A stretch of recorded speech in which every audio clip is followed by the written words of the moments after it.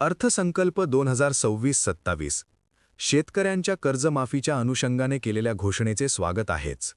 मात्र अनुसूचित जाती जमाती समुदायासाठी दिलेला निधी लोकसंख्येच्या प्रमाणात वितरित होणे अपेक्षित होते.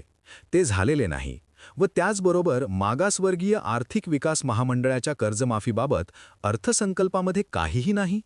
अनुसूचित जातीसाठी 2026-27 सुमारे 23,524 कोटी आणि अनुसूचित जमातीसाठी सुमारे 21,723 कोटी निधीची तरतूद अर्थसंकल्पात केलेली दिसून येते. अनुसूचित जाती जमाती समुदायासाठी असलेला निधी अखर्चित राहतो किंवा वळवला जातो. या पार्श्वभूमीवर दिलेल्या निधीचे योग्य पद्धतीने अंमलबजावणी करण्यासाठी अनुसूचित जाती जमाती समुदायातील लाभार्थी, विभागाची यंत्रणा, संबंधित पक्ष संघटना यांनी महाराष्ट्रभर प्रयत्न करणे आवश्यक आहे. महाराष्ट्र अर्थसंकल्प 2026-27 अनुसूचित जाती जमातींसाठी आर्थिक न्यायाचा प्रश्न महत्त्वाचा असून महाराष्ट्रातील अनुसूचित जाती लोकसंख्या 11.8% आणि अनुसूचित जमाती लोकसंख्या 9.4% आहे. त्यामुळे राज्याच्या एकूण योजना खर्चातून त्यांना मार्गदर्शक तत्वानुसार लोकसंख्येच्या प्रमाणात निधी मिळणे अपेक्षित होते. यंदाच्या अर्थसंकल्पामध्ये एकूण योजनावर खर्च 2,75,626 कोटी रुपये आहे. लोकसंख्येच्या प्रमाणात वाटप झाले असते तर अनुसूचित जातीसाठी सुमारे 32,524 कोटी आणि अनुसूचित जमातीसाठी सुमारे 25,909 कोटी रुपये मिळणे अपेक्षित होते. पण प्रत्यक्षात बजेटमध्ये वर नमूद केलेल्या निधीचा अंतर्भाव आहे. आकडेवारीनुसार अनुसूचित जाती समुदायासाठी 9,374 कोटी रुपयांची तूट व अनुसूचित जमाती समुदायासाठी 4,186 कोटी रुपयांची तूट दिसून येते व एकूण मिळून 13,560 कोटी रुपयांची कमतरता आहे. सदर अनुषंगाने राज्य शासनाने लोकसंख्येच्या प्रमाणात निधीची अर्थसंकल्पात तरतूद करावी आणि त्याची प्रभावी अंमलबजावणी करावी. तसेच सामाजिक न्याय आणि विशेष सहाय्य तसेच आदिवासी विकास या विभागाचा निधी मुख्यमंत्री लाडकी बहीण आणि इतर विभागांना वळवला जातो अशा पद्धतीची भूमिका मागील कालखंडात मोठ्या प्रमाणात समोर आली होती. सदर अनुषंगाने तेलंगणा आणि कर्नाटक या राज्यांनी अनुसूचित जाती जमाती समुदायासाठी लोकसंख्येच्या प्रमाणात निधी देणे कायद्याने बंधनकारक केले आहे. असा कायदा महाराष्ट्राच्या मध्ये व्हावा यासाठी प्रयत्न करणे आवश्यक आहे. अनुसूचित जातीसाठी प्रामुख्याने जी महामंडळं आहेत त्या महामंडळामध्ये मोठ्या प्रमाणात थकबाकी आहे.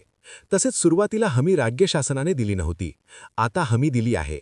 मात्र थकबाकीचे कारण पुढे करून सदर महामंडळाच्या योजनांचा उपयोग होताना दिसत नाही. अनेक शैक्षणिक आणि व्यवसायाभिमुख प्रकरणं शासनाकडे प्रलंबित आहेत. केंद्र शासनाकडून येणारा निधी राज्यातील थकबाकी भरली नाही म्हणून दिला जात नाही.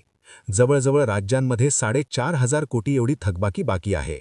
या पार्श्वभूमीवर ज्यांनी कधी कर्जच घेतलं नाही, ज्यांची थकबाकी नाही, मात्र त्यांनी नव्याने महामंडळाकडे योजनेसाठी अर्ज केला आहे, त्यांना तरी कर्ज देण्याविषयी व त्यांची प्रकरणे मंजूर करण्याविषयी भूमिका शासनाने घेणे आवश्यक आहे. तसेच शेतकऱ्यांच्या कर्जमाफीने ज्या पद्धतीने शेतकऱ्यांना दिलासा दिला आहे त्या पद्धतीने काही अटी शर्ती व नियम लागून मागासवर्गीय महामंडळाचा कर्जमाफी करण्याचा निर्णय शासनाने घेणे आवश्यक आहे. नाहीतर महामंडळ असतील, प्रशासकीय यंत्रणा कार्यरत असेल, मात्र ज्या लाभार्थ्यांसाठी ही यंत्रणा बनवलेली आहे त्या लाभार्थ्यांना या योजनांचा काहीच लाभ मिळत नाही अशी परिस्थिती निर्माण झालेली आहे. अजूनही अनेक प्रश्न आर्थिक योजनाबाबतीत अनुत्तरित आहेत. बँका तर अडचण करतातच, मात्र आर्थिक उन्नतीच्या योजनांची मोठ्या प्रमाणावर अंमलबजावणी होत नाहीत.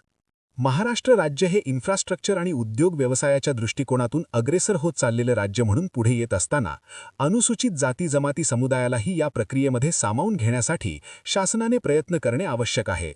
ज्या पद्धतीने निधी देत असताना होणारी तूट भरून काढून अशा पद्धतीचा अखर्चित निधी आणि निधी बुडवला जात असेल तर त्याला कायदा करून थांबवणे. त्याचबरोबर महामंडळासारखे यंत्रणा आज ठप्प होत आहेत त्या पुन्हा नव्याने सुरू करण्याच्या उपाययोजना केल्याशिवाय या महाराष्ट्राचा सर्वांगीण विकास होणार नाही. या अर्थसंकल्पाच्या निमित्ताने जो काही दिलेला निधी आहे, ज्या काही महत्त्वाच्या योजना आहेत त्या अंमलबजावणी करण्यासाठी लाभार्थी, विभागाची यंत्रणा आणि सदर समुदायाशी संबंधित असणाऱ्या पक्ष संघटनेने गावखेड्यापासून मुंबईपर्यंत प्रभावी अंमलबजावणी आणि बजेटमध्ये दिलेल्या पैनीपै खर्च करण्यासाठी विविध योजना राबवून प्रयत्न करणं आवश्यक आहे. प्रवीण मोरे, रिपब्लिकन सामाजिक कार्यकर्ता, दिनांक 6 मार्च 2026.